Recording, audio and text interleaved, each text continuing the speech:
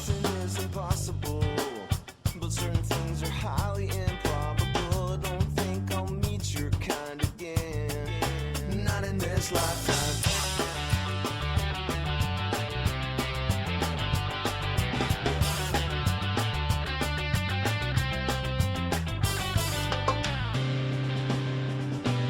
That's got some.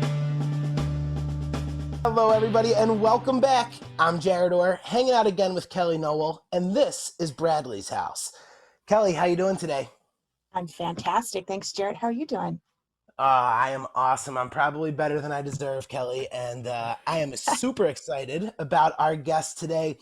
Guys, when the story of Sublime is told and you hear so much about Bud and Brad and Eric and they talk about Lou Dog, a man who should be mentioned in that same breath is Miguel Happoldt, better known as Miguel, an integral part of the groundbreaking sound that is Sublime and their nearly 18 million albums sold. And when it seemed the scene was giving us seeds and stems, he brought us Skunk, and we have him as our guest today. Miguel, welcome to Bradley's house. How's it going, man? Good. That was a nice little intro there. I have to give it up. But if you definitely should take a breath between talking about the guys in Sublime and me, because there's a lot to say about those guys. Where would I be without Sublime? It's nothing but love to those guys. And you gotta get all of them on. Everyone's got cool stories, and everybody's got something to say. And so, thanks for having me, Kellie. How you doing? I'm fabulous. Thank you so much for doing this with us, Mike. I really appreciate it. Oh, anytime. It's always good to, your family's been so good to me. I always like to help out and you just be a part of whatever you guys got going on. Well, you are family, obviously, and you have the greatest stories. I always look forward to talking with you because you always have something cool to talk about. Yeah.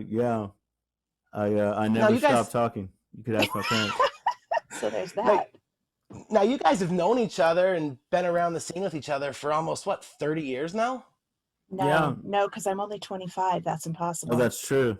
Yeah, it's been a while. Thanks. Thanks for pointing that out, Jarett. Yeah, feminine math. Yeah. Right. Well, it doesn't matter. Just a few years ago, right? You guys ran into each other as a couple of young kids in SoCal. Now, you guys ran into each other, obviously, there in Southern California. But if the interwebs tell me correctly, Miguel, you were born and kind of raised on the East Coast? Atlanta, yeah.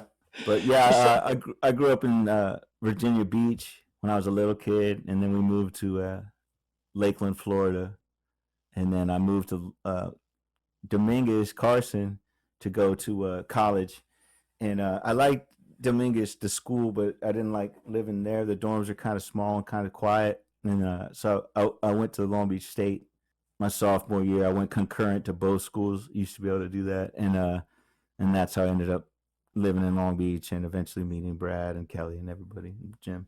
Rolled in and just never left. I like it. Well, I wouldn't say never left. I've left twice. A lot of people know that.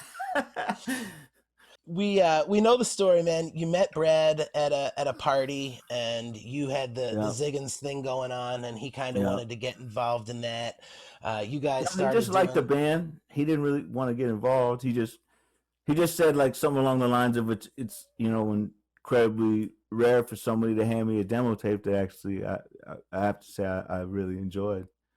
He was like, he was ready to just be like, oh God, another demo tape, and then he was like, who wrote these songs and who played this guitar? He was drawn to it. I often hear the story about you played guitar with the Ziggins. How did that come about? And did you step away from the Ziggins to focus more on Sublime, or how'd that all end? That's John Poutney. I met John Poutney, John Ziggin, the bass player, the first day of school, freshman year, first day. We were recording school students together. So we're sitting in the same classroom, and then he lived in the dorms where I lived, and so I was like, "Hey, you know what I mean? What's going on? Because we were recording majors. There wasn't that many of us. There was only 20 of us or something. Well, more than that, like 30, 35 or something like that. But the freshman class was only a handful of guys. So we know each other. We started hanging out. We were beer buddies, drinking beer, hanging out, playing music loud. And then when Bert came over. And they were in the band. We go, you have a band? Oh, this, and everybody in his house, his apartment they were all musicians, amps piled up everywhere, and Bert would play his songs. And the very first time he played them, I was like, "Is that, who's that? Who?" And he's like, "Those," and they all knew him. They're like, that's our songs. That's." And I was like, "You wrote them songs?" I never met anybody who wrote songs that were good. That was the first lightning strike of that part of my life. And so we were just friends like that, hanging out. And they had another guitar player. His name escapes my mind right now, but he was good, and they were cool. We recorded the song "Mrs. Brown" with that lineup, and then that guitar player flaked out, and I eventually joined the band, and we recorded the first album with the little apple hanging. COO, what is it? COO2. Yeah, COO2. And that was, just fucking around in the studio when I was just learning. I was probably 19 when I made that record. What was the original plan? I mean, coming out to the West Coast and obviously going to school, what were you hoping to do with your degree? Well, I was hoping to make music history. That part is. I left everything. I came out 100% committed to life in music in California. Well, it all paid off. Now, Kellie, like I said, you guys have been around and known each other for 30 years. Do you remember the first time you met Miguel? I do not. I wish I could say that I could, but at the time he was probably just one of Brad's friends and didn't really. It was the first time, I think, if I had to just throw the dice, it would be it was at the boat parade party, and You're killing me with your memory. That's crazy. Do you remember? Like it was the boat parade party, and Brad said you should come, and it's really fun, and we'll stay for like 30 minutes. And I remember, I met you and your ex-husband, and I don't know if you even had kids yet. I don't even think you had kids yet. Did not. It was probably like 90 or 91. Yeah, it must have been 91. That's when I got married. Wow, that's crazy. Yeah, and that was it. Then we just sort of only see each other occasionally like that. Yeah, right on. No, but it was a fun night. It was one of those nights with your dad on the piano and everything, Yeah, those are good. I've never seen anything like that, like in my life, and I think your grandpa was still alive playing the banjo and shit. It was amazing. Yeah, that sounds about right. Yeah, we were just at Dad's boat parade party last year, and he was playing the piano and playing the guitar. Yeah, he does. Those are good times. Love that. Well, I'll be there this year with bells on. If they have one, hopefully. Sure. We'll see. I know, right? Wear a mask or something. We'll see. Yeah.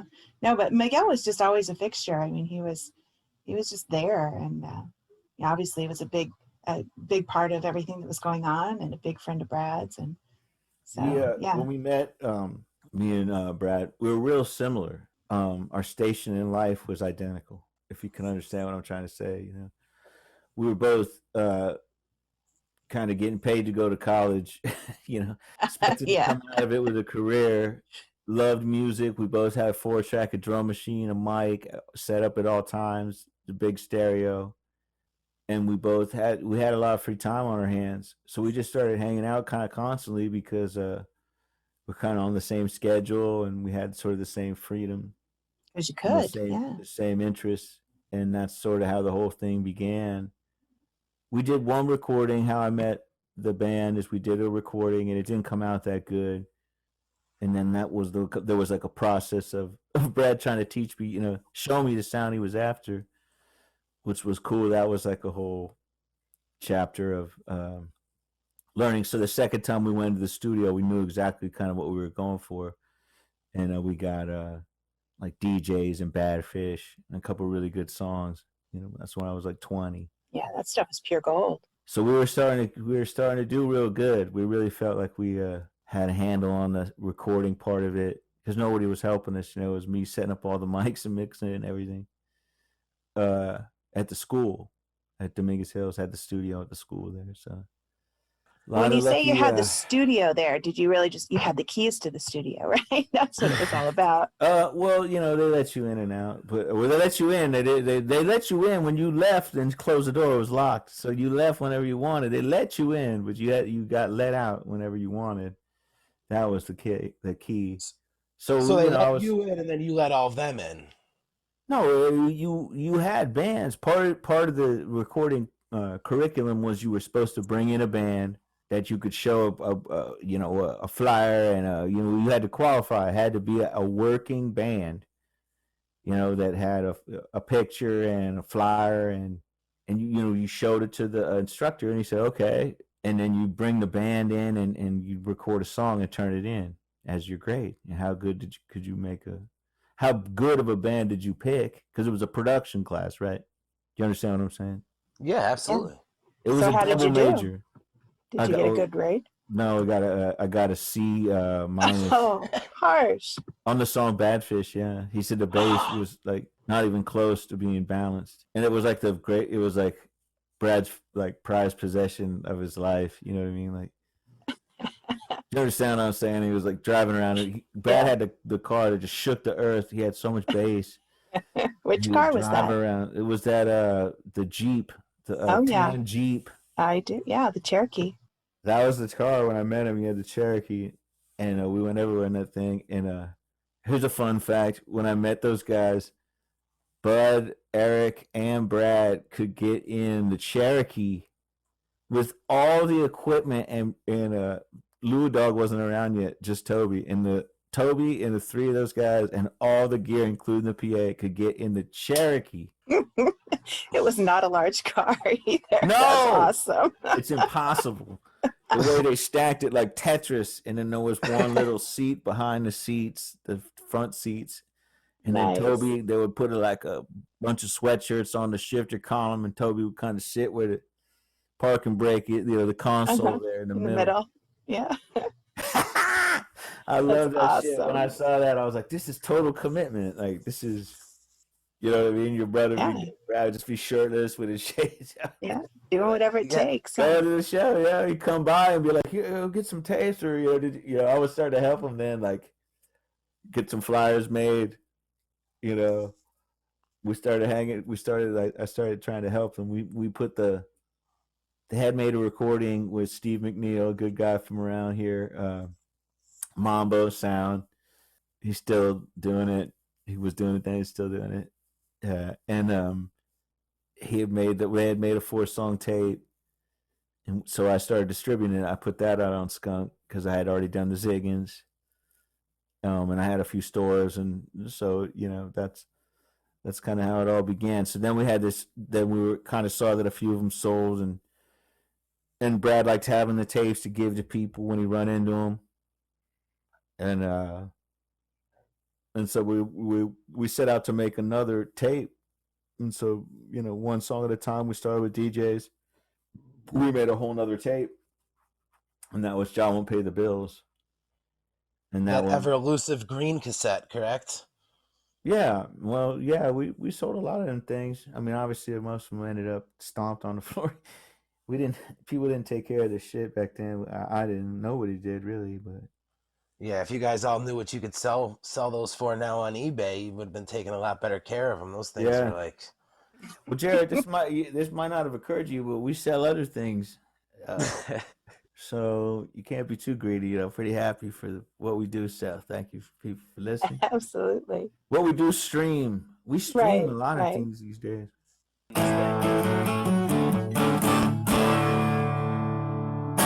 And we're back. So that was when you guys were recording that 4-track and you guys are doing Job Won't Pay the Bills, when did you have that moment like, oh my God, this is it. This is something special and this is going to be a big deal? The slightest hint of it was when John Won't Pay the Bills, we got the 5 new songs. John Won't Pay the Bills is the 4 songs they already had when I met them, and then 5 new ones that we did. We put them on the same tape just to have more songs. And so when people had the first tape and they wore it out, and so they were ready for the new tape. And so when we finally got the actual mass duplicated cassettes, like 200 cassettes in a box, ready to just hand people. The first show at Bogart's was our spot. Bogart's was where all the shows were at, and we go down there. You could drink in the parking lot and shit. It was old school, like it was chill as fuck. You know what I mean? Like Marina Pacifica.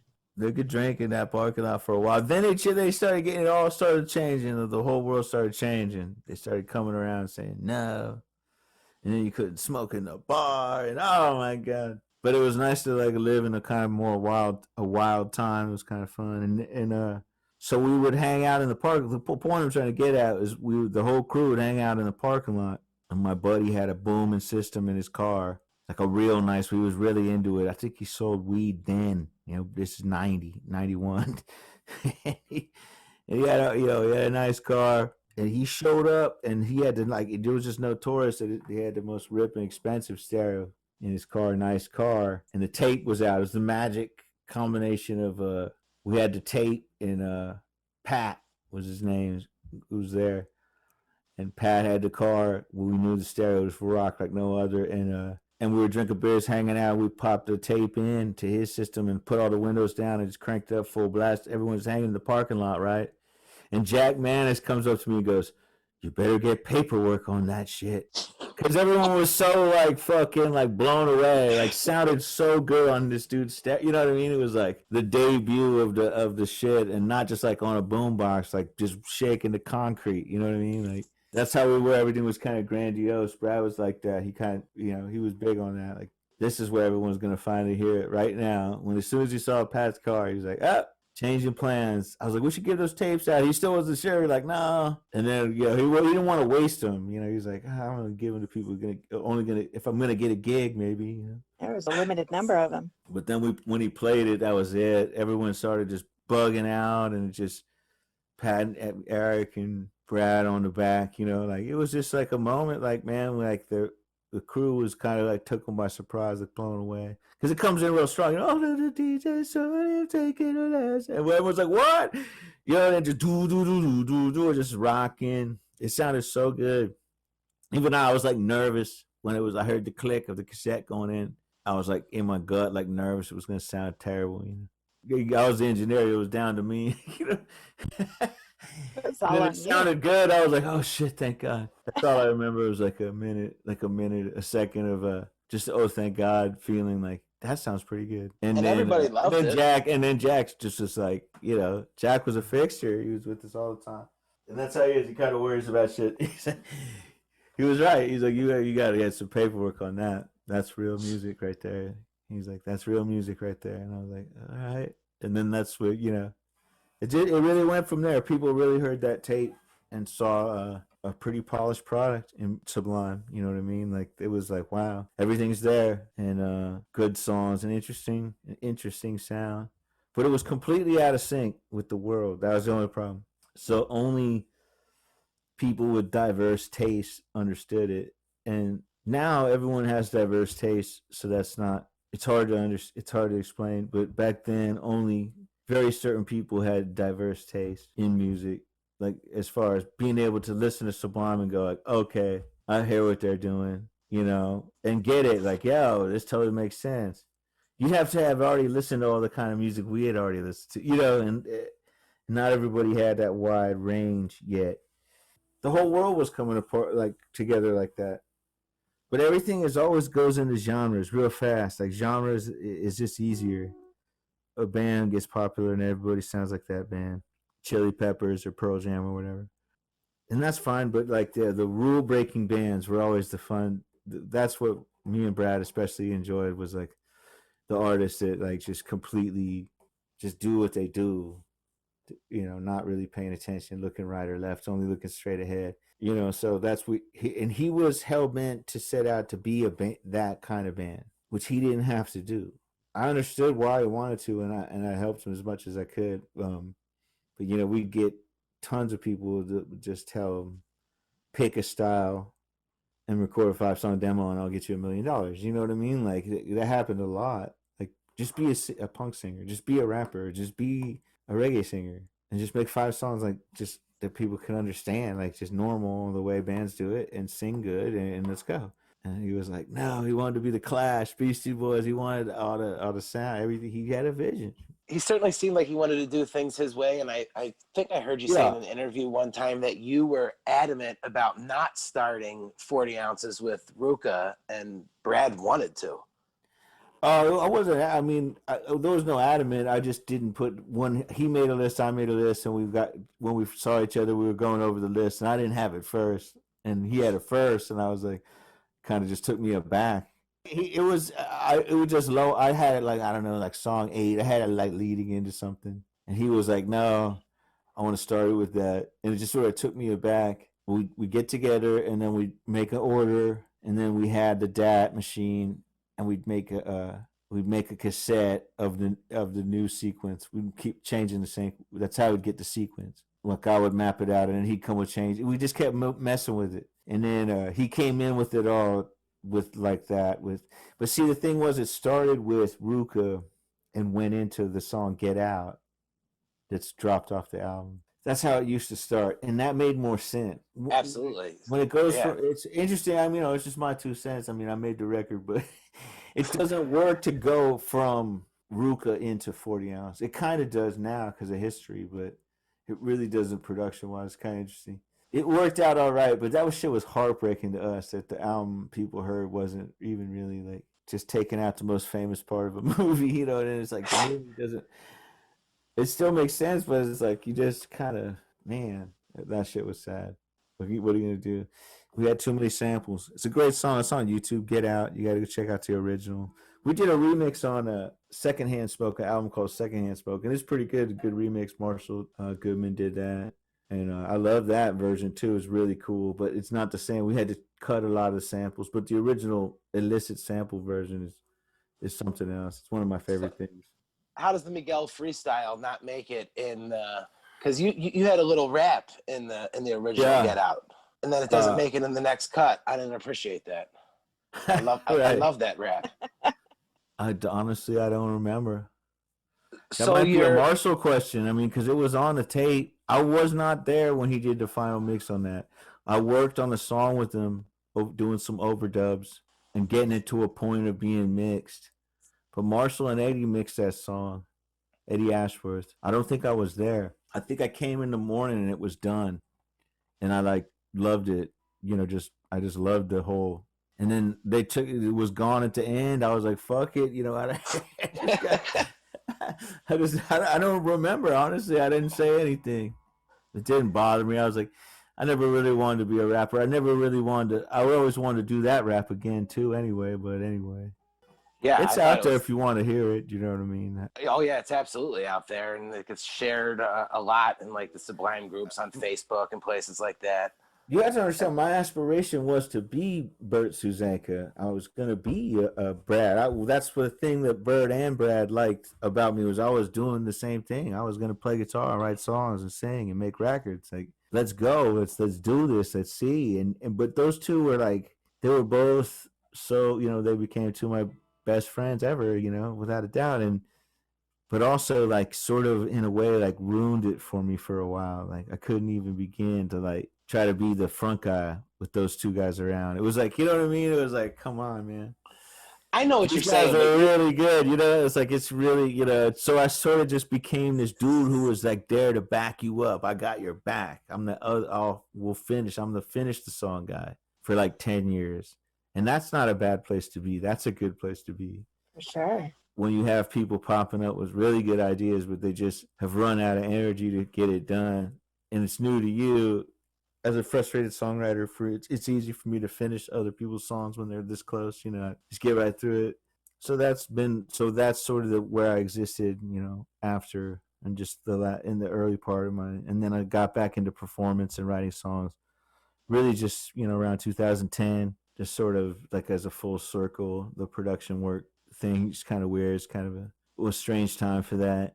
And it just sort of felt like just getting back playing music and singing and all that shit was, you know, it's definitely something that goes away. So I just figured you better try to take it seriously for a while, get back into that end of it. It was really a lot of fun. And then it's really made the whole production aspect of what I do come full circle. That's like the greatest knowledge, is now understanding how a song can get lost from how it sounds in your head to how the final mix is. It's like, okay, yeah, you could see now the frustration of a songwriting artist with the initial idea and then what you end up with after many hours, and it's not even like on the mark. So I feel like it's been the final chapter in my production career to learn like how to preserve. It's like I have a whole of their vast chamber of knowledge of like how to preserve the idea and get it all the way over the finish line and still have the two lay on top of each other and match. So that's been a frustration for eons of every genre of musician. So I'm excited that finally towards the end as everything goes down the tubes, I get like kind of got a firm grasp on the subject now. So I can't complain on that. I think you sell yourself way short. You're an amazing musician and a great front man, and it's been proven. Now, on 40 ounces, you had that original rap on Get Out. You're singing Scarlet Begonias. Why didn't we get more Miguel features in later Sublime albums? Well, just the dynamic changes. All of the Sublime music is really anthropologically speaking, you know what I mean? If that's a word, is like the natives were doing, what were the stars that were in a certain position in the skies where they were doing what they were doing, like why and how kind of gets a little hard to nail down. As things just sort of moved on, the next record, Robbin the Hood, I wasn't in the stage band anymore. I was in the stage band. We were making I was being the producer, Brad's friend, hanging out. Then I was in a stage band. We started touring. We did 2 tours as a 4-piece, one with Marshall, one with Kellie Vargas. And it really went nowhere as far as like catching on kind of thing. You know what I mean? Like we had the CD out and it just wasn't catching on yet. And that was really frustrating for Brad, man. That was like the start of the trouble. Was that like around that period? And really the whole thing just sort of fell apart. And when it got put back together, Bud came back and it just sounded good as a 3-piece, and the whole dynamic was just completely different. I was never really in the creative like space for a while, for like 2 years there, because it was just sort of Brad had his 4-track and I'd go over there and I'd set everything out and help him out, but he would do all his best work at like 4 in the fucking morning, So it was like a fisherman setting up the trap, and I'd go in the next day and there'd be fucking shit in the trap, like holy shit, there's eels in there, like Eels. and and so and then I'd try to mix what he did, so I wasn't around for a lot of for Robbin the Hood. I was around, but not how he made some of that shit is still a fucking mystery to me. That album's a mystery. There's many, many, many mysteries on that shit. That's like some ancient aliens. And then the other songs that aren't the 4-track, I produced those tracks, but it was the band, like they were just, it was all filled. There was no need to, like, you know what I mean? The overdubs that I did on 40 Ounce of Freedom was what I was playing on the stage anyway. So not being in the stage band, there wasn't a lot of like sticking my head in and inserting shit that didn't belong. So that's just how that album went. What the hell did I really do on that record? I played some guitar. I played guitar on Step and Razor. I played bass on the secret track, the Mudhoney cover. Shit, that's about it. I mean, I mixed all those songs. Well, I think a lot of people don't realize that you weren't just a band member. I mean, you and Brad were pretty tight. You guys were friends. And so you're still just kind of being around and watching this all happen. You were telling us a pretty cool story earlier about a cat. Brad just kind of coming and getting a cat and grabbing it from you. And it just shows how close you guys actually were outside of the whole Sublime thing, right? Well, yeah, I mean, it was a family. It was a big family. And so hanging out, the band thing, you can't really rush the band thing. And we just kind of had like the only way I can describe it is like we had like a rich social life. There was just always stuff going on, man. It was like always, but the shows were the best thing. But, you can't play every night or whatever. So the Sublime thing ran through everything. It was like sort of just like everybody in society that knew those guys, they were like proud to be a part of like Sublime. You could see that, I could see that. Like I said, I was kind of like an anthropologist because I didn't know people. I'm just sort of studying their behavior. And that's what I saw. I just saw a genuine love for the music, not just the hanging out and partying part. And it's kind of just, it seemed impossible to accomplish that, So as it started to get bigger, it was really good feeling. And Is this something we honor? That's why we made a Robbin the Hood against the grain, against so many odds. Like, you can't even imagine, man. Like, band should have broke up, tape should have got it's just a miracle. That album is a straight fucking miracle, man, of everything, every aspect of it. My cousin Eric mastered it in his work on his lunch break because he worked at a nice studio in Hollywood. We didn't have money for that, and it was all new. The digital technology was so expensive, and he was doing it for movies, not even he was doing sound. Anyway, the whole thing was like a patchwork quilt of miracles. That's what the album should have been called. So that record, I guess we didn't have a lot of time to fuck around, so I'm not on it a lot. But I was there for every day of that record too, in another way. The next day I clean up the mess, try to figure it out, mix it down, salvage it, and we'd move on. But it was interesting. There's a lot of that record I wasn't around for because I wasn't on the same trip. And then by self-titled, everything kind of came back to normal. We had time to work on things. I was throwing in my 2 cents a little bit more. So I come back, I do more shit on self-titled. I've heard that Brad basically recorded Robbin the Hood in a house that he was like squatting in Dana Point. Is that true? Parts of it, yeah. A few songs. It was all over. It was a mobile. We had this, it was pretty much a mobile recording rig. It started. They had Jack, Brad, and Brent French, rest in peace, had a storefront apartment, I guess you could call it. Barely an apartment, but yeah. Remember that place on Ohio and Anaheim? Yeah, I do remember. The storefront, Kelly, you remember that? Yeah, that's what we called it, the storefront. That was frightening. It was frightening.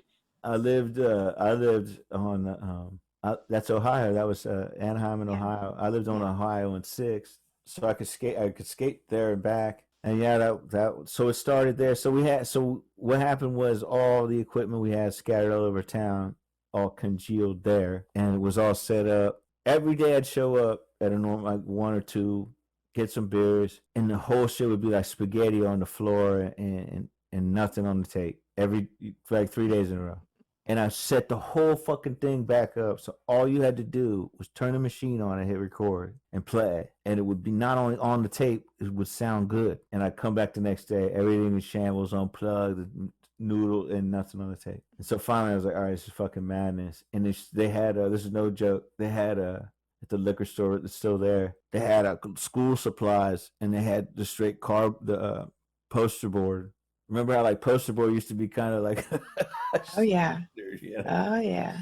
I bought the poster board and made Brad write it, and we went step by step. I go, I'm not setting it back up. And he wrote down all the what I'm gonna do, everything I did, and then he had a staple gun to the wall above the recorder, and that was it. He just went, so he couldn't get stuck. Because what I'm saying was like everything was there. He could check, and everything worked, and he was all good. And that shit worked like a charm. And so he got a lot of shit done there. Him and Marshall did what I got there. Work that we do. A lot of songs came from that. And that was cool. But everything had to go. And then it went back to Jim and Janie's on the Bay. We recorded a lot of stuff upstairs at Jim and Janie's. And then that ended bad. And we ended up at the Dana Point house.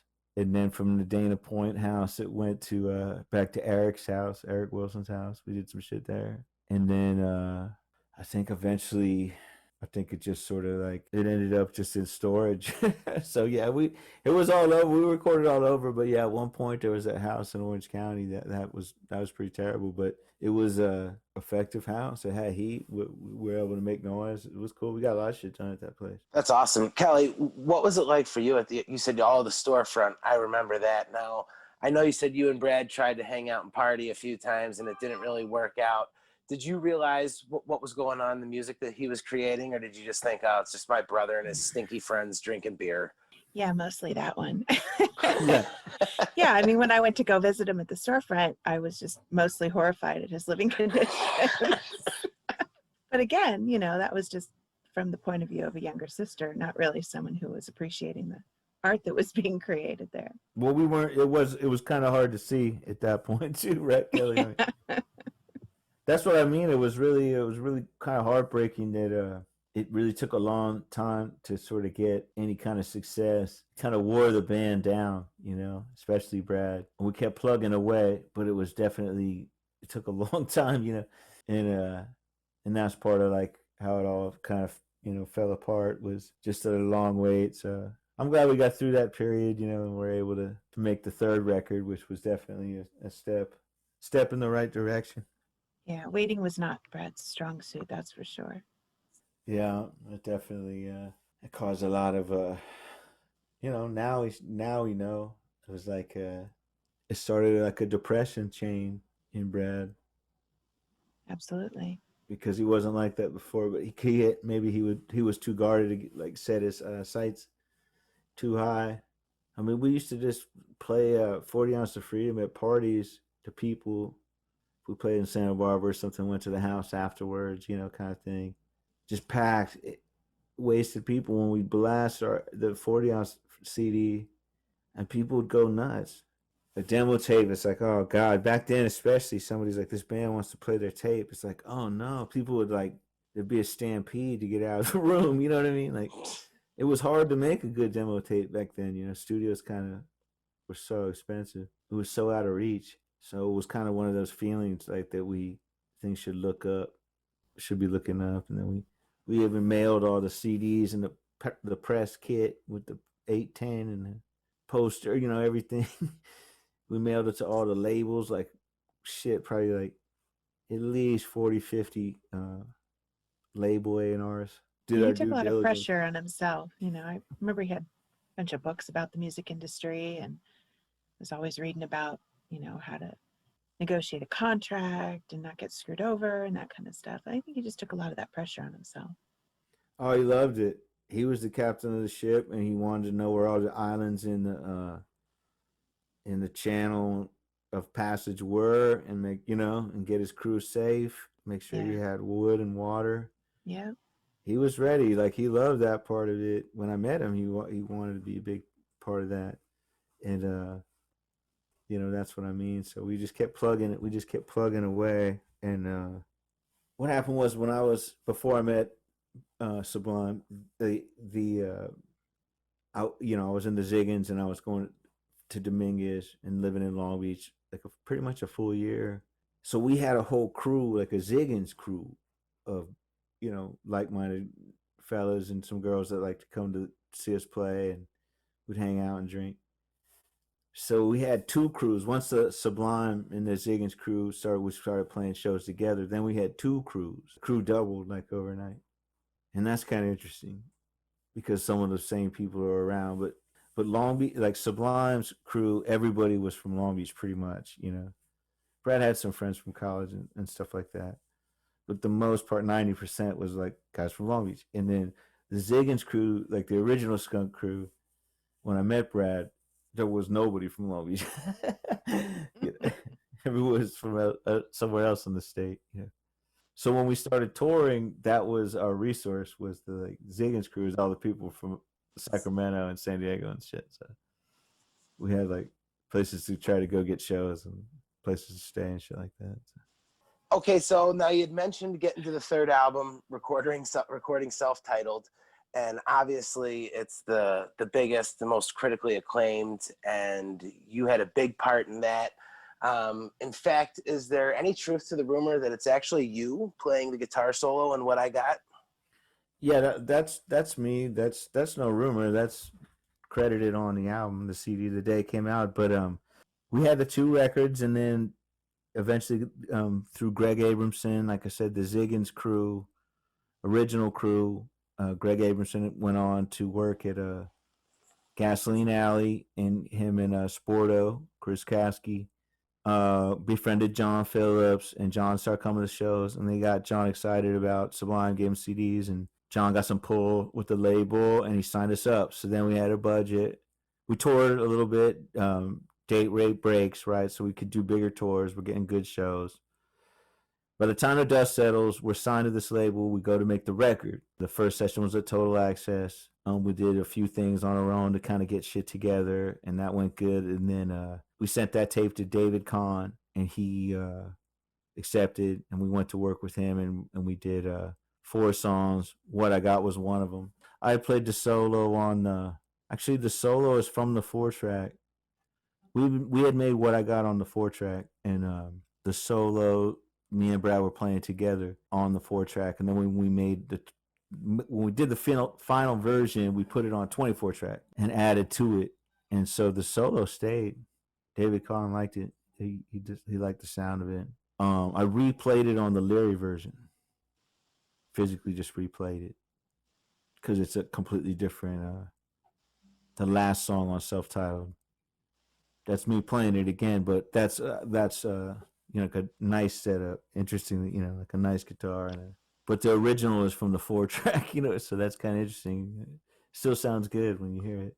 It sounds amazing. Now, you guys are recording Self-Titled, and we obviously know about the struggles. They're well documented. But after you guys finally get it done and you've got it mixed and it's in the can, did you know what you were sitting on? Did you know what you had? I thought it was pretty solid. It was hard to, when you're that close to something, you kind of only hear the flaws. You kind of only have worry. But, I mean, I really thought, if nothing else, we had nothing to lose. You know what I mean? Like, it's hard to be, back then it was real hard to be, like, optimistic. There were so many, like, little indie bands, and it was weird time, like, with major labels. It was hard to get attention. So it was one of those things where you didn't want to celebrate. Like, we knew we worked hard on. We knew it was the best thing that we'd ever done as far as the production. Paul Leary, we went out to Texas with Paul for like a month or two, and just he just worked overtime. And Stuart Sullivan, great engineer. So we knew that we had done a really good job, and we had really accomplished what we wanted to accomplish. The one thing was, we made a lot of those songs like we had like rough maybe 2 minutes on a cassette of like a jam, and we would play that and we'd make those into songs. The guys would get in there and make those into songs on the spot, and then we'd have to somehow get lyrics. It was just like a scramble. So it was bittersweet because we knew we had a better record in us, but we knew it was good. But like we're like, damn, we're already ready. We were ready for the next one, is what I'm saying. So when it started to do good, we were pretty happy. Before it came out, we did a tour with Wesley Willis. We had to tape the tapes in the boombox. So we always while we were sitting there drinking beers, we were like duping it off for people. Because back then it was like, they say, okay, your album's done. It's going to come out in like a year. Like we were already making tapes for people. And we made a tape for the Wesley Willis fiasco. They were on tour with us doing a little run. And they were just our bros. And we were they had other albums, we were good friends and mutual. We liked their band and they liked our band, and we had like a long ass drive. I think we gave them like our tape, or made them a tape, gave them our tape, one or two, and we had this long ass drive. We didn't even, it was in one ear and out the other. We didn't even think about it. And then we stopped to get like gas and food, and they were just like they'd been through something. You know what I mean? They were like, you can't. That's like impossibly good. Like they were so blown away. It was like that was kind of like the start. It was like, damn, maybe it really is good. Like because they were like brutally honest people. They were like, dude, we just listened to that 3 times in a row. I was like, Dave Quackenbush was the same. He was like, I just listened to that like 3 times in a row from the Vandals. We were like, damn. So it was definitely, we knew we were moving up a notch. That's for damn sure. We were proud of it. It took a long time to get it together from 40 ounce to that, but yeah, it was nice to see it all finally come together, and it had slow ups and downs as they're well documented. But for me, I was just always looking forward to the next one. I was like, they're gonna let us do another one. They're gonna let I was just happy that they were gonna let us do another one. Without a doubt, I knew they were gonna let us do another one. Then we got dropped after Brad passed away. So then Brad passes away. And we get dropped. Or maybe we got dropped while Brad was still alive. I can't remember exactly. Actually, I think we got dropped while he was still alive. At least there was talks that it was coming. It was really like we had a gig booked with Zeke. This dude Zeke from K-Rock. When we got the album mastered, they let us master the album, and at the time to burn CDs was like, they were like $500 a piece. This is 96. And so we got them to authorize 3 CDs. Or four CDs. Yeah, 4 CDs. 3 guys in the band and me. And so we had literally 4 CDs of Sublime self-titled existed in the world. And then they sent it off, and it was going to be like 4 months till it came out. And then we lost Brad. So we had a show already on the books for K-Rock in Hollywood. It was Zeke, this dude, the DJ. He really liked us. They were playing our song. And I gave him the CD, right? My CD. I said, you know, you didn't get this from me. You know what I mean? Right. And he calls me like 2 days later. He's like, tune in tomorrow. Your life's going to change. And Jed the Fish started playing what I got. Fuck it. We were dropped, flat. The paper was signed. Despair. Brad was gone, right? We owed him all this money. And the next thing you know, they started playing it, and it just blew. Like, that's well documented in the K-Rock archive. Like, the fan response was just like the most dominant thing for a while, you know, that they knew. It totally blew up the phones and the request line. And then John Phillips, who was our manager, he signed us, and then he was our manager. So like you said, it would have happened one way or the other, but like the way it happened was I gave Zeke the CD and he played it, and that forced their hand. And then John went in there, said, "How many bands on your label are they playing on K-Rock?" You know, and just got them. And thank God they put the record out, and they even agreed to the first video, which is a great video. What I Got's a great video. So it saved the day. You know, it was a terrible time losing Brad. It was horrific on every level. But also to have the album be stalled, it's just really, it was incredibly like rough period to go through, and like have to like kind of figure that all out. And then we just got super lucky, man. Like I would keep the CD with me because I didn't even trust it in the car or my house. Yeah, it was like it was on my person like a weapon at all times. You see what I'm trying to say? And so I seen Zeke at the thing. I didn't even think he was really going to be there.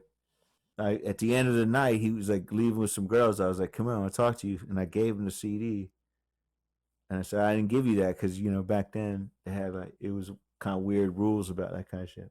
And so, but you know what I mean? And eventually it just got down the line. I don't know if they had a meeting with John and he went in there and brought it in officially or something, but it just started that way. We were like, no, we just determined to like try to get in somehow, try to get people to hear it and make at least, you know, the legacy go on, Brad's legacy go on.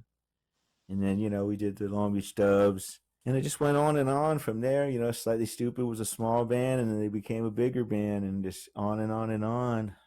Are we ever going to get more Perro Bravo? Yeah, hell yeah, man. That's just like a hiatus. We were just taking a little break, and then the bullshit hit, and that's making the break seem like an even crazy ass longer break. But we kind of took like 2019 kind of off. We only did like 4 shows, and then obviously 2020 has been a disaster. Well, as I'm sure you know, because Kellie asked, the intro to Bradley's House podcast is The Last Ska Song. Writing that song had to have been something that was pretty emotional for you. I mean, it's an awesome song and a great tribute to Brad. What was it like writing that and putting that out? That tune, I put that together with Gil Sharon, the great drummer. And it's an interesting song. I wanted to do a song as a tribute to Sublime. All 3 of those guys, the way they were very clever, the way they put the little parts together and the little changes and little skips and jumps. So I sat down and I said, I want to do a song that reminds me of Sublime, going through all the different ska and reggae and punk and folk all in 20 seconds. And then I said, well, it'd be really cool if it was only 4 chords, you know. And so I started to say, how many different ways can you play 4 chords, you know? So I had the music, and then Gil Sharon is just my favorite drummer in the world, a great guy, a good friend. I had it on a piece of paper. I had to look at the piece. It's called a chart. I had to look at the chart just to play it. I had it all written out. And Gil just copied the chart on drums and played it in one take, and I was like, damn. And so I had to finish the song because I thought it was going to be too complicated to show a band. It's really not, but it was kind of complicated to write with a great drummer. He did it in one take, but anyway. So I didn't have the lyrics at first. I just had I had music that inspired me, like an old Sublime song, like would do something that I would present to Brad. Like it sounds kind of crazy, but I kind of act like Brad's coming back. I mean, obviously I know he's not, but it doesn't hurt like to act like he's coming back. I mean, because it's kind of a big thing there. He gave his life for this music and stuff, and so I still kind of like approach music like I'm gonna play it, see if he wants to do it on his record, like country rock, like country or something. Like I'm gonna go see if Hank wants to do this song, If he wants it, he doesn't. If he don't want it, I'll do it. You know what I mean? Like Chris Christopherson does his own tunes, but Janis Joplin does them better. So That's right. So I look at it like that. That's kind of how I look at it. Like I'm just existing to write these songs. But I was inspired by them musically, and then the lyrics kind of came when Jake started making material.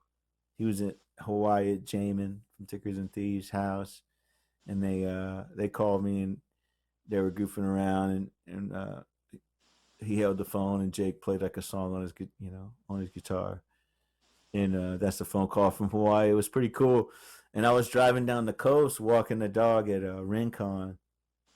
I don't know, in Santa Barbara, and the moon was out, and it was just like, and then right there, the train just started coming. The train comes right there, the Amtrak, and the whole thing. I just wrote it right there in the parking lot at Rincon, because I had the instrumental music on a CD, and I had no lyrics, and then the whole song just came to me, and really just really quick, and it actually was kind of a good feeling because I felt like it was a good song, and it wasn't very difficult to write as far as most songs are, and so I just felt like that was a gift. Like get lucky sometimes. It's an amazing song. Kellie, what's it like for you to hear somebody that you've known for so long and who's meant so much to your family then play a song about your brother? I think it's awesome. And honestly, I have to say, just sitting here listening to the stories, I keep forgetting that we're recording a podcast. I'm really enjoying it, and I feel like I'm just listening to one. And it's cool to hear from the different perspective, and So this is really cool for me. Very special. Glad the Nowell Foundation's going strong. Big up to Law Records for putting out the compilation, Bradley's House. Absolutely. They did such a great job with that. Now you're on there as Nice Mike. Where'd that come from? Well, that's the name that I put on the Perro Bravo CDs. Awesome. That's been my Perro Bravo name for a while, for about 5 years, 6 years. Right on. Love it. So I kind of just figured I didn't know what to call it, just being me. There's a Miguel now that like sells like 30 million records. Yeah, well, he could just only hope to be you. I know, but the point, you know what I mean? Like no search engine's gonna get through his true armor of 30 million record like search engine status. So to put Miguel on something is almost like you might as well just put Earth, yeah, it's true. Very true. So I just figured I'd put something that would point to a cool band that actually shows up. You could come see, something you could actually come see. And you recorded Don't Push on Something Special, right? Yeah, actually, they told me they wanted to do that acoustic tribute, and I had an idea. I still have Brad's 4-track original that we recorded Robbin the Hood on, and I thought it'd be fun to do it on that. I actually wanted to do the whole record on that, but that obviously wouldn't have worked. But yeah, it was fun to actually dust it off and make a song on it. I think it's cool. It gives a little bit of Brad's spirit in there, Yeah, I figured he thought that would be pretty cool. Like I said, I wanted to do the whole record on that. That would have been amazing. But it kind of took in a different direction. So that's all right. It came out really good, and big respect to all the band. I really want to thank all the individual artists, musicians and engineers who donated their time for that, Pennywise and Descendants, and all the other bands, reggae bands. Everybody, even if you didn't play on it, just donating the use of the name for a good cause. My heart goes out to everybody. I'm just super thankful, and it's like I have a lot of gratitude that I want to express to all the musicians, because they all got their own gig to do, and they all got their own songs to play and stuff to do. So take a minute to do something cool for us. It really meant a lot to me, and I got everybody who had anything for us, and I got your back, all of you, and I mean it. And most of you already know that, but for those who I don't know, because I don't know everybody this time out, and it's really interesting and cool, man. And I hope I get to meet everybody that contributed to the record, and I really want to do more stuff. What else is on the decks, Kelly, for the Nowell Family Foundation? We definitely have more stuff coming up. I'm looking forward to 2021, and hopefully things will open up and we can start having some shows. I think it would be really cool to bring some of those artists together who are on the album. Maybe would be a really cool thing. And yeah, it was a really meaningful project for us because, like you said, everyone donated their time, donated their performance, the engineering, everything. And to me, that spoke volumes about the impact of Sublime's music on so many artists. It was really powerful. So yeah, hopefully we'll have more of that. And yeah, we definitely have some stuff coming up that I can't really talk about yet, but it'll be good for sure. We'll be here to support it, and thanks to all the people listening, and thanks for having me on. Thank you so much for coming on. Now, Miguel, before should I play a tune? Should I play us out with a little Love and Rockets medley for Brea? Oh, we're definitely going to have you play us out. But before I let you go, I've got to ask you, because I told Kelly I'm going to do this with all of our guests, and we got Mr. Nowell's answer last week. If you had to pick one Sublime song, your favorite, a song that you would play for somebody that never heard them before so they could get the Sublime sound, what's your song? Everything all considered, and like one song to play, I'm going to have to pick the one I use when I get to a new studio. I've never worked there. The song that I play full blast every time is April 29th, 1992, but the Leary version. Nice. The slower version. The reason I play the Leary version is technical because of all the instruments. There's like 3 different kick drums, 2 different basses, and so you really hear a lot. Technically, that's why I use that song. But also, it's become my favorite song. And me and Brad did those lyrics top to bottom in one take because that was supposed to be a demo. Not a demo, it was just an outtake. We weren't going to finish it. And Larry said, just try to do some vocals on it so I can at least turn it in. And we did it in one take. And then we didn't want to fix it. And so I really had, and that's, I don't know, that's something that if you had to play one song for, in an alien universe where no one had ever heard What I Got or Santeria. Santeria would be a close second because it's just an all-around great song, but that version of April 29th, the Leary version, is incredible. I love that version. And second would be Foolish Fool off the box set. I think that was an amazing song. David Kahn produced. His vocal range on that is amazing. Just the old thing. David Kahn put that's Paul McCartney's Mellotron shit on there. He had all these instruments of Paul McCartney in his studio. Like, that's a really special moment going to New York to remix that Foolish Fool for the box set. Like, David Kahn, it's a genius and a gem of a human, and he just went over, bent over backwards to make that track sound so amazing. You really got to listen to a full blast to appreciate it. It's amazing. Well, Mr. Nowell picked Bad Fish because he said it's the only one he could play on the guitar. So. Yeah, we play that one all the time. It's a great tune. That's why I did All the Fun We Missed for you in the beginning, because that was the tune that sort of influenced it. Well, Miguel, I can't thank you enough for giving us this time and coming on and helping us spread the word about Sublime and the foundation. It was a pleasure and an honor for me to be able to chat with you. And I can't thank you enough for doing this for the listeners. You got it, man. Thanks, Jarett. And thank you, Kelly. And pay attention, Nowell Foundation and Bradley's House coming to you. Before you play us out, I just Yeah. want to say a special thank you. It really, really means a lot. It was important to have you as our guest on our very second episode, right Number after 2. my dad. Yeah, you've played a big part not only in Sublime's history but in my family's history, and you're a very special person, and I appreciate you big time. Likewise, and it's nice to see you doing cool stuff and getting involved with your brother's legacy. You know, he would have loved that. Thank you.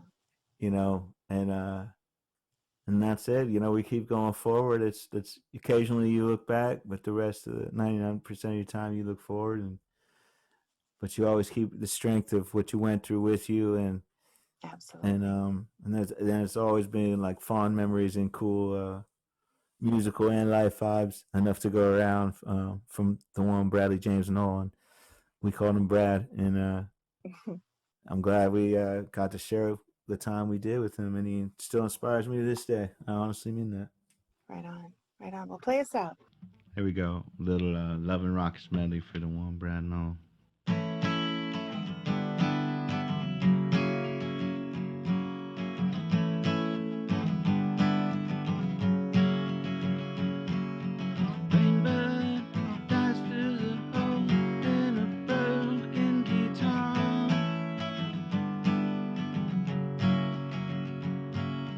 Rainbird sings a song so sad and blue,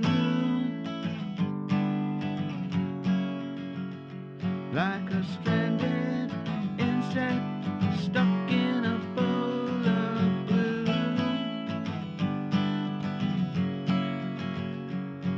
He tries to fly, but he would die if he ever leaves the zoo.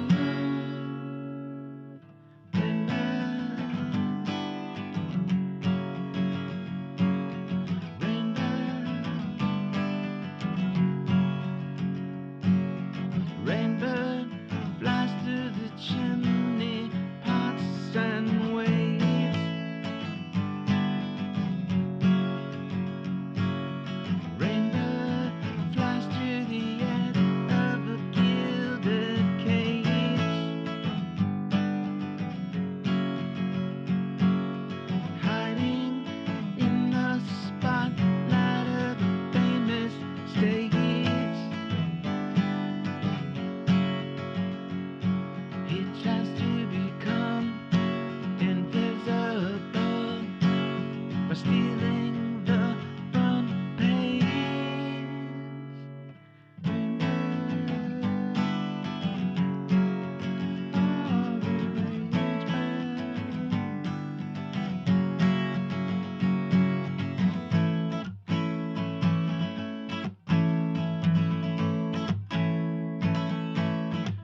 Well, I am rich, he lives on the TV. I am cool, he lives in every room.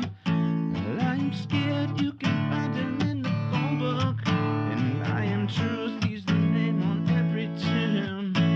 I'm gone, welcome tomorrow. I'm not a brook, glistening in splendor. I'm not a tree, a high-rise deity. And I am sad that he saves you from the devil. And I am free, he's the son of liberty. And I'm gone, welcome tomorrow.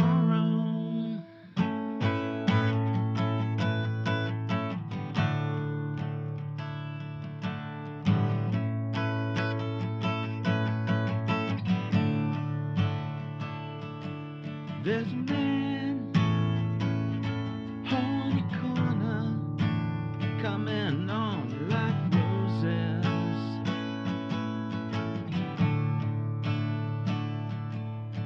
He's hugging you with religion and a bunch of plastic roses.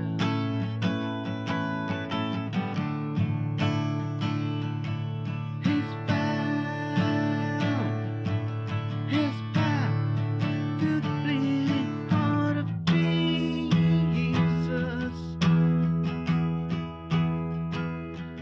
And you tell him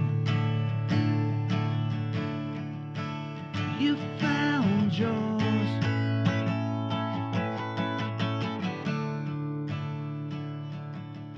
Will head to the future that you never made.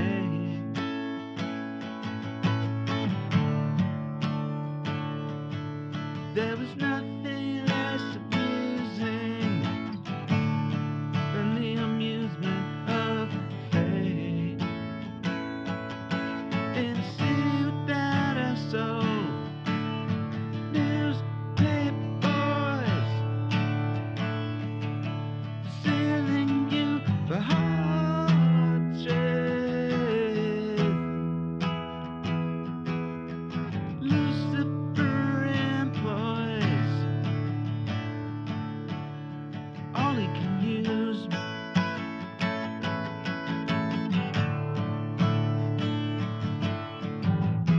You're stuck at the dog in a big on Bible. You're stuck at the dog in a big on Bible. You're stuck at the dog in a big on Bible. Don't let the smoke get in your eyes.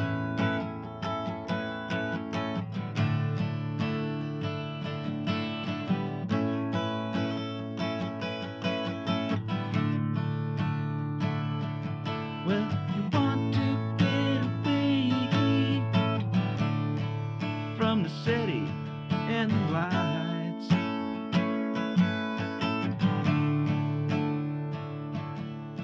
But then when you're gone, you want to come back.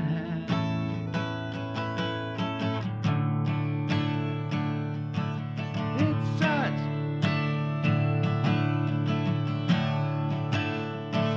a strange addiction.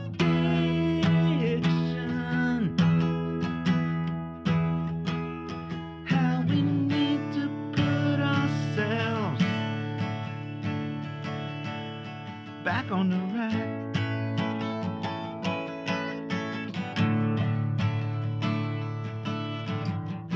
You're stuck at the dog in a fatigue on Bible. You're stuck at the dog in a fatigue on Bible. You're stuck at the dog in a fatigue on Bible. Don't let the smoke get in your eyes.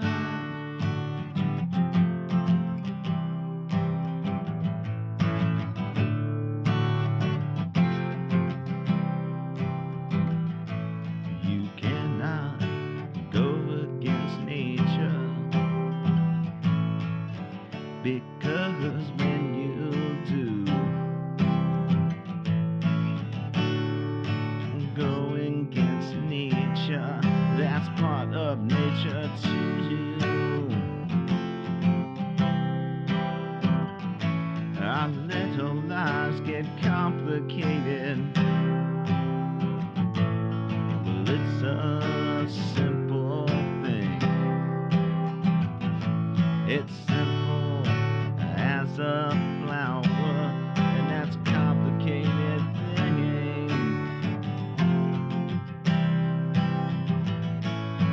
No, ta-ta, no, ta-ta, no, ta-ta.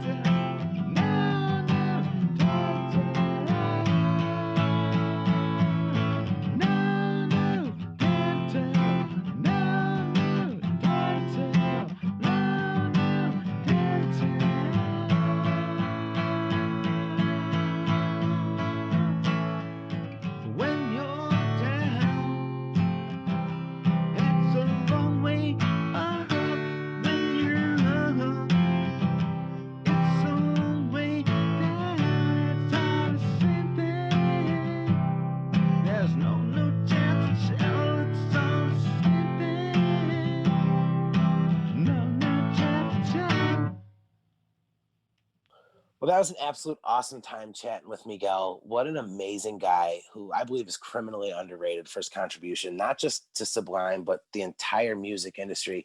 Kellie, how much fun was that? That was really fun. He's got stories for days. We seriously could have made like 5 episodes if we just let him keep going. It was a lot of fun. We'll have to do it God, again for sure.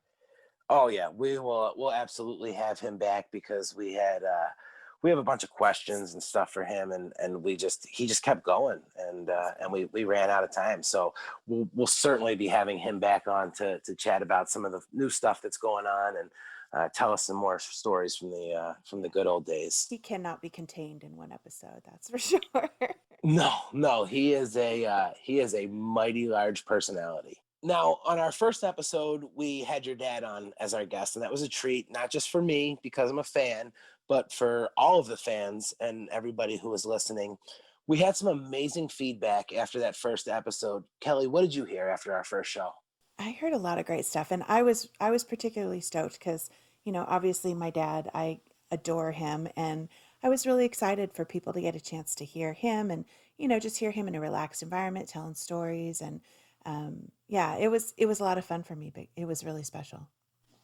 Yeah, I was literally overwhelmed. My inbox blew up, all of the messages, all of the shares, all of the people saying that they were excited for the next episode. It was really an amazing feeling, especially with us going into this and knowing what a great cause it was, but not really sure how it was going to be received, and Yeah, uh, yeah. and I the think love that we got. my favorite comment was someone said that they laughed and they cried. I thought, oh, good, we hit the whole range of emotion. That's awesome. That's really Yeah, fun. it was great. So, and again, there's a great community out there. Yeah, Not just of the Sublime fans, but in that Bradley's House Facebook group. absolutely. You see the members growing every day, people sharing their stories, sharing the love. And I think the thing that is so amazing to me about that group is not just the fact that people feel comfortable enough to be able to come out and say, hey, this is what I'm going through right now, but then it's the amazing thread of comments of everyone else from the group saying, hey, we're here for you, or try this, or it's amazing. Yeah, it's the support. And quite honestly, that's at the heart of what we're doing with the Knoll Family Foundation in Bradley's House. It's giving support. It's, supporting musicians, it's supporting fans, it's supporting all of us, and I really think that that's at the heart of everything we're doing. So I think that group especially really exemplifies that. And I hope that that's what we're able to do with this podcast too, is provide support to people that maybe aren't a part of that Facebook group, or aren't able to come see us when we have a booth at a show or something. It's just, in my mind, it's one more way that we can provide that support and encouragement and, stories and entertainment. But really at the heart of it all, it's just keeping in mind that we're all doing the best we can. We're all living our lives, and it doesn't always work perfect. It's not always the way that we think it'll be, but we've got to be there for each other, and that's what I really love about it. Yeah, it's amazing, and it's really special to be a part of that group, not just this podcast, but just to be a part of that group. So if you're listening and you're not a member, check out the page, Bradley's House. It is a private group, so you will have to click join, but you'll get yourself in there and get to see some of the love and excitement that happens in there. And again, sometimes they're not all happy stories, but um, the point of this foundation and what you're doing with Bradley's House is that there is a way for there still to be a happy ending. Absolutely, absolutely, and it's just life. Life is not perfect. Life is not always happy. There are good times and there are bad times, and I think that's why I liked that comment that someone said they laughed and they cried. I mean, that really is life, and it for me, it's a privilege to be able to be a part of that in other people's lives too. Absolutely. And we've talked about it before the show got started. We talked about it in the first episode. Um, we want to be there to support people, let them know that they're not alone, that other people have gone through it or are going through it. And if maybe that's not necessarily what you need at this point in your struggle or your fight, we hope we can at least entertain you and let you step away from life for a little while and hear some cool, fun stories and just kind of take a load off, Absolutely. which is something that's really neat. Now, One of the things that I had in my notes here that I wanted to mention, and I didn't bring it up in the first episode, and I wish that I did, is someone that's really special in the Sublime community. And if you have ever been out to Westminster and had the opportunity to visit Brad's headstone, a lot of times it looks really nice and it looks fresh and brand new. And that's because Romy Rome, Jerome Aiken, gets out there and he hand paints that thing a few times a year. And right now, Romy is going through some struggles of his own, fighting once again with cancer.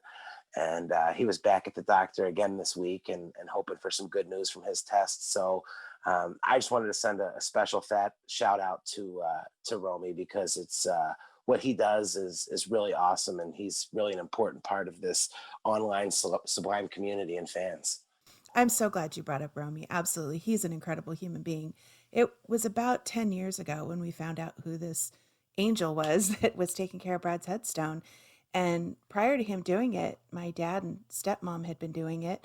And then all of a sudden they would come and it was freshly painted and, everything looked nice. And for years we didn't know who it was. And then I got on Facebook and in some Sublime groups, and people started talking about it, and that's when we realized who it was. And of course, since then he's become a great friend, and it's just something that he started doing out of the love that he has for Brad and for Sublime. And then he'll get groups of people together and they all go and do it. And I don't know, just it's something that touches my heart in a really special way, because obviously they don't have to do it, and it's such a small thing, and it's nothing that they get big accolades for, but it's something that's really, really meaningful to me and my family.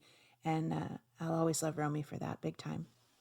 Yeah, he's an awesome guy. I had the opportunity to hang out with him a little bit at Westminster. In fact, he organized like maybe the largest pizza order I've ever seen, and certainly the only pizza order I've ever seen at a cemetery. Sure, No, it was quite an interesting look on the face of the delivery driver as he pulled up to the side of a headstone, and there was 100 of us standing out there, and probably 10 people playing guitar, and yeah, and he dropped off those pizzas. But just an awesome guy, and him and his Mama Sandy, they've been through quite a bit recently, and no matter what they go through, you always see those smiling videos of Romy up there, and he's fishing and he's having a good time. And just want him to know that he is always in our thoughts, and we're really hoping for some good news for him, and for him to keep fighting. Absolutely. Love that man.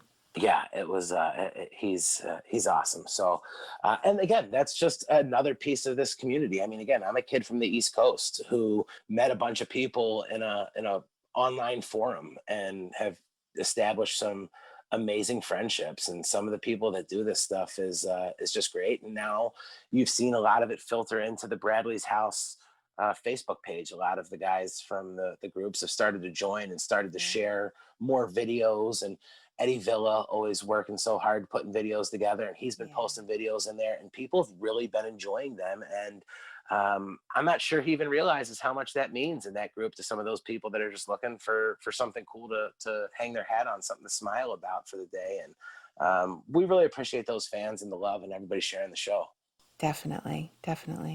So the house that Bradley built, what an amazing album. Guys, remember, you can hop over to Law Records and check out The House That Bradley Built.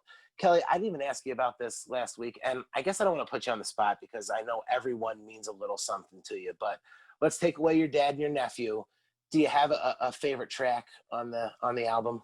Absolutely not. I could not say that. There are so many that touch me in a different way. Like every single one has some special meaning to me, or things that I know had special meaning to Brad. And I think that's what makes the album so phenomenal. And I think Paul Milbury did such an incredible job of pulling together talented artists for sure, but also ones that were doing it with passion and with love, and really wanting to give back and show their appreciation for Brad and for Sublime. And I think he absolutely captured that. It's a great album. Let me ask you, as the Foundation's putting that album together, do the bands pick what song they're going to play, or was it kind of lined up what songs you wanted, and how did that get worked out? Do you know? Yeah, that's a great question. Actually, in the beginning, we were trying to just have one version of each song. And so it was kind of like, hey, why don't you do this? And how about you do that? And, so and so's going to do this. So what if you do this and all that? But then the response from the music community was so overwhelming that it quickly became apparent that there was no way to control it. There was no way that we were going to have more submissions than there were songs. So then at some point that just all sort of went out the window, and it just became like, all right, what do you got? What do you want to do? And it really worked out. It worked out. I'm pretty sure I'm not supposed to say this, but there's some more to come. So it's going to be awesome. There's a lot of really great artists, really great tracks to come. Well, there's just, I mean, like your dad said, bands were kind of tripping over themselves to get on that album, and it's Very it's amazing. I love every track on there. It would be really difficult for me to pick one that I really wanted to go with. Obviously, Don't Push is probably one of my favorite Sublime songs. So to have that and have Miguel doing it, that goes a long way. But being a Philly boy, Kelly, I'm gonna have to give a little bit of extra love to G Love, because he's a Philly boy also. So he absolutely did, and a huge Sublime fan. So the guys, again, the house that Bradley built. Each week we're gonna play a snippet of the album as we close out the show. So make sure you hang on and listen to that and catch a piece of a track. And again, you guys can hop over to lawrecords.com and pick that up, as well as some t-shirts and some posters, a bunch of cool stuff. And they have gone ahead, and all of that proceeds are going directly to the foundation, correct? Yes, absolutely. 100%. So Kelly, I think for a second episode, we came out and you heard some awesome stories about Brad, and Miguel told some really cool stories about the band coming up and the making of the albums, and probably some stories that maybe you've never heard before, right? Yeah, it was a lot of fun. It was a lot of fun, and I hope everybody really enjoyed it. Guys, of course, the point of this podcast is to get Bradley's house built and get this thing going with the Nowell Family Foundation. You can check out how you can be a part of that by visiting the nowellfamilyfoundation.org. There's several ways to donate. We've also set up a Cash App to make it even easier. I know time is of the essence these days, so you can go ahead and hit that Cash App icon on your phone and make a donation directly at it's money sign Nowell Family. Is that correct? That's correct. Awesome. You guys, if $1, $2, whatever you guys can do, every bit of that's going to go towards having Bradley's house built. And it's kind of a neat way that you guys can be a part of the Sublime story and helping get this going and have this going for years to come in Brad's memory, which is something that we're all really excited about, and super gracious for those who have already donated. Well, Kelly, I had an amazing time today. I hope that you did as well. I want to thank you a little bit because you kind of let me take the driver's seat with Miguel, and I feel like I kind of hogged the spotlight a little bit there, but you've known him for 30 years, so I needed my time with him as well. I needed to let you fanboy out a little, and I'm good with that. Yeah, and I did, and I'm not ashamed to say it. So, and anybody that's listening would have done the same thing. So, it's so true. Absolutely. Yeah, it was vicariously through you, I'm sure. Well, good. I hope everybody enjoyed it. Guys, we have the Twitter page is set up, Bradley's House Podcast. You can reach the Nowell Family Foundation on Twitter, Instagram, Facebook, all the big social media platforms. Check out the Facebook page, the group, Bradley's House. Just, again, an amazing group, and we've talked about on here several times. We had a wonderful episode. I hope you guys enjoyed it. Until next time, she is Kellie Nowell. I am Jarett Orr. And, guys, you don't have to go home, but it's time to leave Bradley's house. Okay, guys, the podcast is over, but here's a special clip from the compilation album, The House That Bradley Built, available at lawrecords.com, with all proceeds going to the Nowell Family Foundation to help build Bradley's house. Here's Nice Mike, better known as Miguel, doing a special acoustic version of one of my favorites, Don't Push. Stolen from an African land, chased out the knife with with a face like Bob Marley and a mouth like a motorbike. Oh well, the bars are always open and the time is always right. And if God's good, what goes unspoken, the music goes on night and it goes. If I was Bob Marley, I'd say, could you be love? And if I was happy, blood above. If I was Mike Tyson, I would look for a fight. If I was the Boomtown Rats, I'd be staying up all night. If I was the king I'd rock, I would get stupid dumb. And if rhymes were about youngs, I'd be comfortably numb. But if I had a shotgun, you know what I'd do? I'd point it straight up at the sky and so heaven on down to you. Because the bars are always open and the time is always right. If God's good, what goes unspoken